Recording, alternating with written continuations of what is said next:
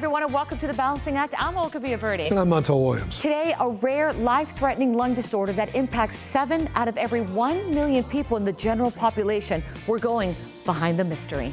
Plus, saving for your child's higher education may be easier than you think. Stay tuned for some details. That's important. And how one California organization is making a difference in helping those with autism. Well, you know what? The Balancing Act begins right now.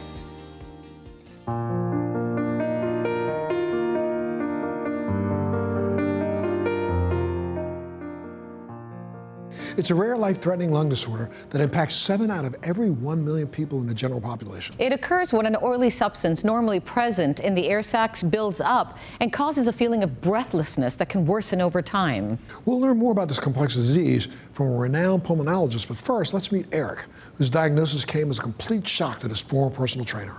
We're going behind the mystery of autoimmune pulmonary alveolar proteinosis, or aPAP. After I was in the hospital for 5 or 6 days, things weren't looking really good. I could barely breathe and nothing was working to clear out my lungs at all. The doctor told me that I had a 3% chance to live and I need to say goodbye to my kids. So that was hard.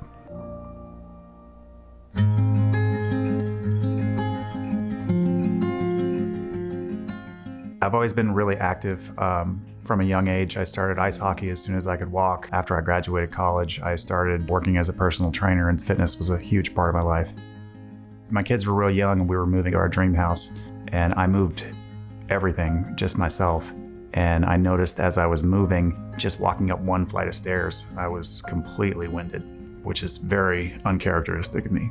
Shortly after moving into that house, we took the kids down to Florida, and I blew my knee out the first day. And when I got back home, I went to my orthopedist, who ordered a chest x-ray before he would operate on me. And I got a call on my anniversary evening, ready to go out to dinner. And the radiologist told me that my lung x-rays came back very abnormal and basically said I needed to see a pulmonologist as soon as possible.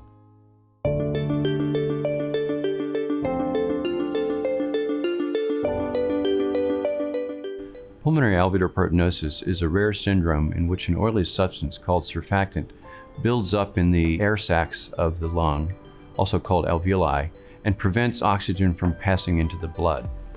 Normally, surfactant is present in the air sacs as a thin layer that helps them stay open and function, and is normally cleared by alveolar macrophages.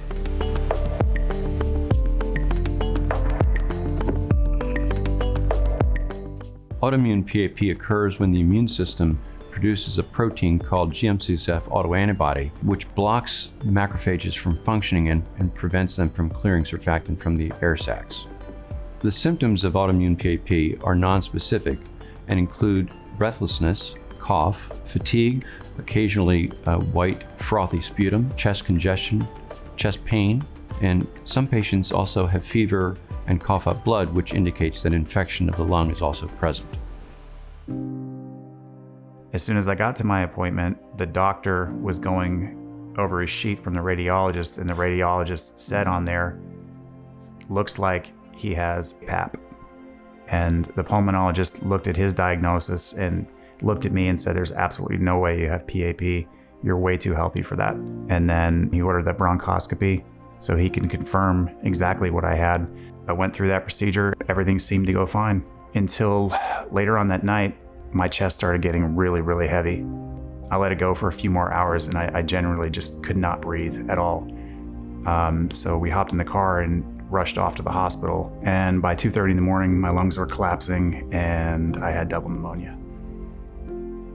I was on every kind of antibiotic you could imagine and nothing was getting better. The doctor told me I had a 3% chance to live and I should probably say my goodbyes to my family. Some of my friends had gone in and started researching what the radiologist had originally said, PAP, and they found Dr. Trapnell up at Cincinnati Children's. Dr. Trapnell suggested that they do the blood test to confirm or rule out whether or not I in fact have PAP. Once the blood test came back, it showed that I did in fact have autoimmune PAP. The diagnosis of autoimmune PAP is challenging because the symptoms are nonspecific. They occur in other very common lung diseases, and physical findings are generally minimal, while routine laboratory tests are frequently normal. Most patients are diagnosed initially incorrectly as having pneumonia as adults or as having asthma as children. Historically, a lung biopsy has been used to diagnose PAP. However, lung biopsies are unable to diagnose any specific PAP-causing disease, including autoimmune PAP. In marked contrast, a simple blood test to measure the level of GM-CSF autoantibodies can provide a definitive diagnosis of autoimmune PAP and exclude other lung diseases. Had Eric undergone blood testing for suspected autoimmune PAP, the lung biopsy and subsequent infection and hospitalization would have been avoided. After a few months went by, I had to travel up to Cincinnati Children's to meet Dr. Trapnell for the first time. I think I ran up to the guy and hugged him. I'd never met him in my life, but the man truly saved my life. He took as much time as we needed to understand what autoimmune PAP was. Currently, there is no cure for autoimmune PAP. The treatment strategy depends on the severity of the disease, and generally, patients are currently treated with whole lung lavage, which requires hospitalization, general anesthesia, mechanical ventilation, which is a breathing machine, and requires a team to perform. In whole lung lavage, one lung is connected to a breathing machine, while the other is repeatedly filled with salt water and drained to physically wash surfactant out of the lung. Whole lung lavage can be effective, but it does not stop the disease, does not stop surfactant accumulation, and is typically required periodically by most patients. After I received the first lung lavage, I was night and day better. You realized how much oxygen you've been missing. It's amazing. I felt like I was 20 years old again. After that, they did a lavage on my second lung, and then it was about every 8 months or so I'd have to keep going back in. It would cause a lot of anxiety because you know you're going under anesthesia, and then the pain you feel in your lungs afterwards, that's not ideal at all for treatment. If my lungs were getting clogged, my energy levels were really low, and it was a struggle breathing. After going through a few lung lavages, it became pretty apparent to me that we need more options in terms of managing autoimmune PAP. The goals of treatment in patients with PAP are to reduce symptoms, improve oxygenation, and to improve quality of life, ultimately to address the cause of the disease. My advice for patients living with autoimmune PAP is to learn about the disease. Understanding the disease can help patients make better choices when needed. The patient should talk to their doctor about their symptoms and their ability to perform their normal activities of daily living. It's useful to connect to other patients with similar problems, and there are organizations, for example, the PAP Foundation, that can help provide patients with autoimmune PAP with help and information. Now that I know that I have autoimmune PAP, life is similar, just a little bit slower, and I have to constantly manage my oxygen levels in my lungs. I spend time with my kids, try to keep up with them. Over the years that I've known I've had autoimmune PAP, I've been able to connect with other people with the same disease, and it was kind of nice to know that I'm not the only one and that there are other people out there. I suggest for anyone with autoimmune PAP that they reach out to their pulmonologist, and hopefully you can get someone really good like Dr. Trapnell and get your blood tested, and you have your answer right away. Don't wait on it. Don't wait on it at all. If you or someone you know has any of the signs or symptoms of autoimmune PAP, ask your pulmonologist to order a simple, accurate, non-invasive, no-cost blood test at apapclearpath.com. If you have been diagnosed with pulmonary alveolar proteinosis or PAP, visit papfoundation.org. You could always go to our website, thebalancingact.com. And we'll be back right after this.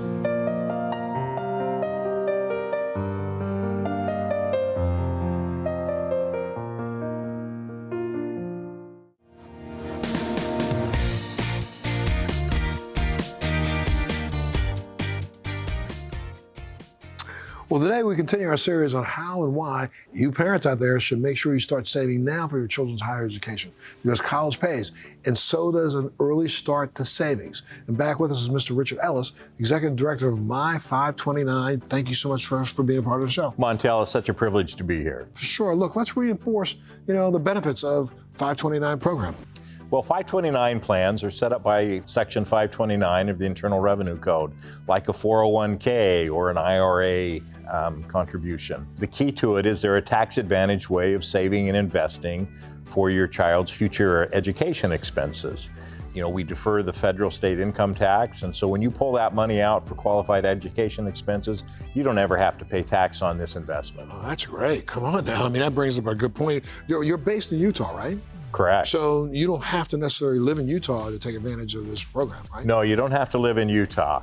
In fact, we're a national plan that we cover all 50 states. We have account owners from there. We've been in business 25 years, 23 billion in assets, over 540,000 accounts. So we really have reached out to all parts of the United States. There seems to be some misconceptions about these types of plans. Tell us what some of those are. Yeah, lots of misconceptions. First one is people think if I invest in Utah's plan, my kid has to go to a college in Utah, and that's not correct.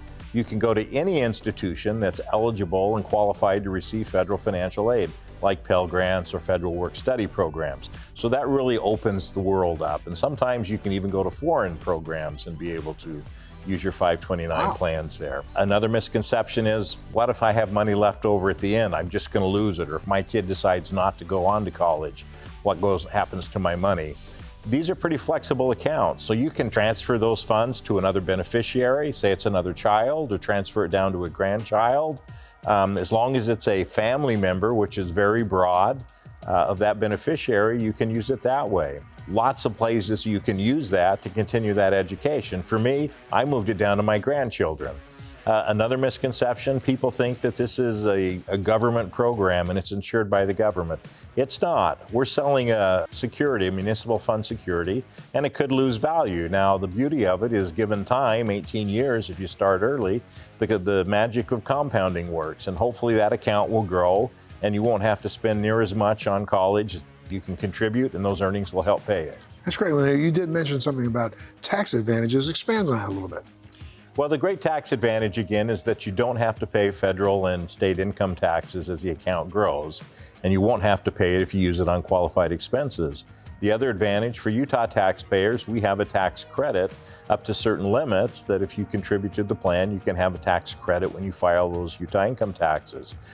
There are several plans in the country that have credits or deductions, and so investors should always look at their state plan to see if there's a greater advantage to invest in that plan than Utah's plan.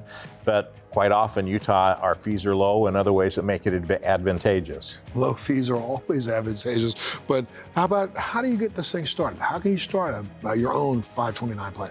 So at our website, my529.org, you can find all the information you need to learn about My 529, how 529 plans work, open an account online. You just input the information, takes about 10 minutes. You have to make an investment selection. That's probably the hardest part for people, is deciding what am I going to invest in? And we have several options. We have ones that are designed for when the student will enroll in college. You can pick a year, like a target date fund for a retirement plan. Then we have ones that are just FDIC insured saving accounts. So we cover the whole spectrum investment options. That's great. Now, how can you make it grow? Growing's the key. What you want to do, the power and the magic of compounding plays to your advantage. So we always say open it as early as possible for the child. As soon as they're newborns is a great time to start. But today, even if they're 15 or 16, is a great time to start. The key is to be consistently contributing. When you open the account, set up an automatic contribution that comes straight out of your savings or checking account. Where can people go if they want more information? Go to our website, my529.org. They can learn all they need to, and they can open an account online. And the key is start today so you get those 18 years of compounding working in your favor. My goodness, thank you so much, sir, for being here today. Looking forward to that last installment.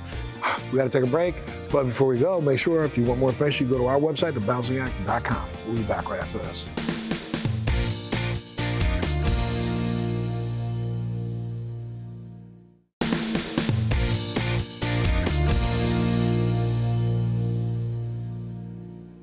Next up, bridging differences and building inclusion, as we spotlight a local California initiative for the autism community. Did you know that over 75 million people worldwide are on the autism spectrum?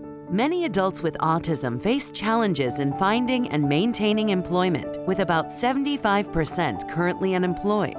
J. Nolan Community Services is partnering with these neurodiverse individuals on their employment journey, providing the necessary support and accommodations to help them thrive in the workforce and contribute their unique talents to society. J. Nolan actually began as the Autism Society of Los Angeles in 1975. A group of parents just said, my son, my daughter deserves better than the kind of services that were present at the time. And so they got together and they created another organization. Over time, they actually came into contact with the actor Lloyd Nolan, who had a son named Jay. He was the first Hollywood personality to really publicly come out and say, I have a son on the autism spectrum. The folks here at the Autism Society, they renamed the organization in honor of Jay. The mission of J. Nolan Community Services is simply this, to change the world, one person at a time. What we're doing at J. Nolan is trying to change the term those people to my neighbor. 1 in 36 live births are on the autism spectrum. There is no correlation between intelligence level and autism. J. Nolan Community Services is proud to provide a wide array of support services to children and adults with autism and other developmental disabilities. J. Nolan Community Services offers a portfolio of services customized to each individual. We provide supported living. We have adaptive skills training for children all the way up to adults. We provide independent living skills training. And of course, we provide employment services. J. Nolan is a pioneer in providing unique programs to help support individuals with autism to be successful. One of those is the Uniquely Abled Academy. We provide individualized training on CNC machines. They're trained on those machines,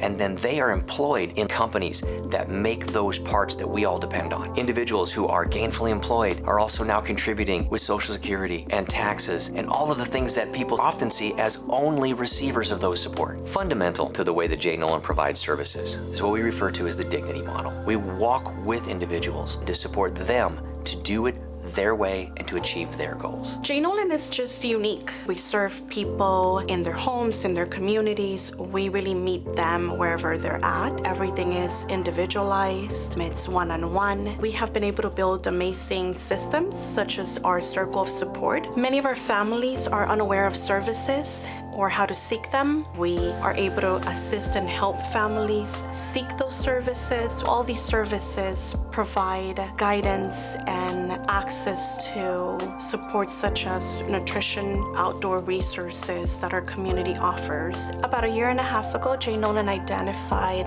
the need to support individuals in more rural locations.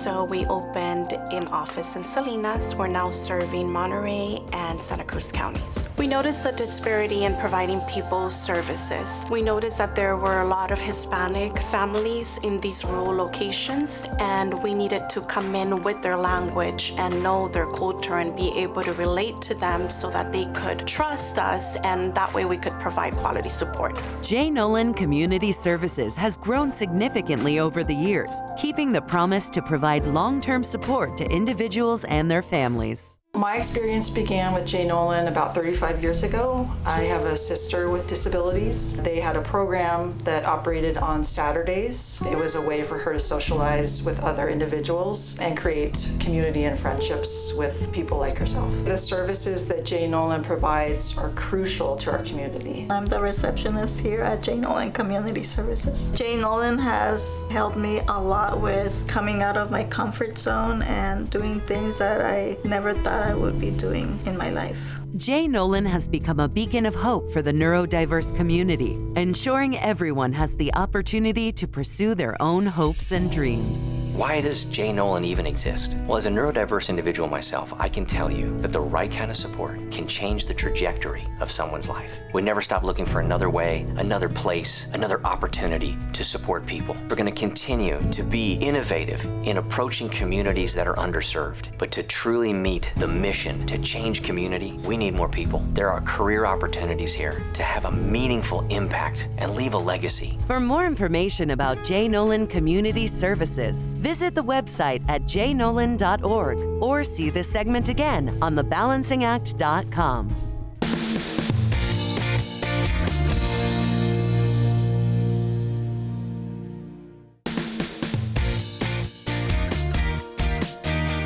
Thanks so much for joining us today. Remember to head to our Facebook page, like us on Instagram, follow us on X and visit thebalancingact.com to enter our latest sweepstakes giveaway. Stay safe, love that family of yours, and we'll see you next time.